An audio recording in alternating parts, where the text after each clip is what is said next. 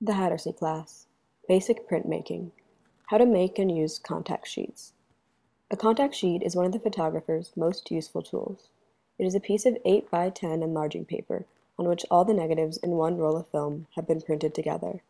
This is done by positioning the strips of negatives emulsion down on the paper, which is emulsion up, then covering both negatives and paper with glass. The paper is then exposed to light and processed. The result is an interesting group of pictures, each one the exact size of the negative image frames.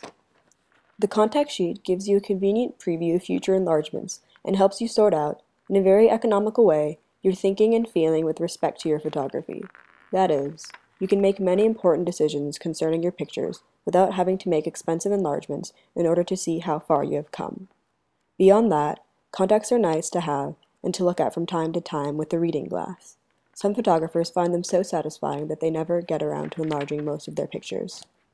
Contact sheets are used mainly for pondering. You look at one and cudgel your brain trying to decide what you think of the images on it. Which ones are successful? Which ones failures? Do you want to crop number 26? Are 10 and 13 worth enlarging? Is 21 underexposed too much to make a good print? And so on. Contact sheets are usually called just contacts, or sometimes proofs. This is because they are printed with the negatives in tight contact with the printing paper, rather than with space intervening, as in an enlargement. And proof is the traditional name for a fast, economical way of previewing an image, a tool for assessing its possibilities before deciding whether to invest further time and effort in it. For sharp images, the strips of negatives should be squeezed absolutely flat on the enlarging paper. This is called good contact, and is brought about by using the glass properly. Since negatives usually curl somewhat, contact can be poor and the image is fuzzy. However, the contact can be made perfect with even the most curly negatives by pressing down hard on the glass with your hands on opposite sides of the printing paper. Some photographers like to use heavy plate glass and let the weight of the glass itself flatten the negatives.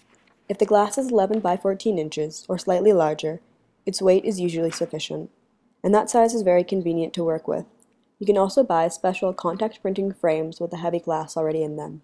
They are supposed to be faster, easier to keep clean, convenient, and serve as protection from damage, but in my opinion, the reverse is often true.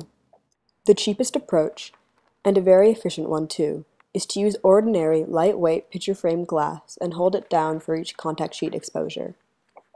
The best way for exposing the contact sheet is with the enlarger light, for the light intensity can be controlled with the lens aperture and the relative height of the enlarger head.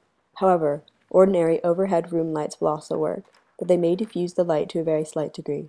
Since few would even notice this diffusion, it is certainly no cause for concern. The exposure for contacts is just as critical as the exposure for enlarged prints. If the contacts come out either too light or too dark, they aren't good for pondering purposes, and are aesthetically offensive. As previews of possible enlargements, they are nearly useless, and the information in them is badly warped by tones that are inaccurately recorded. It's like choosing a light color for a room from a dark paint sample, or vice versa.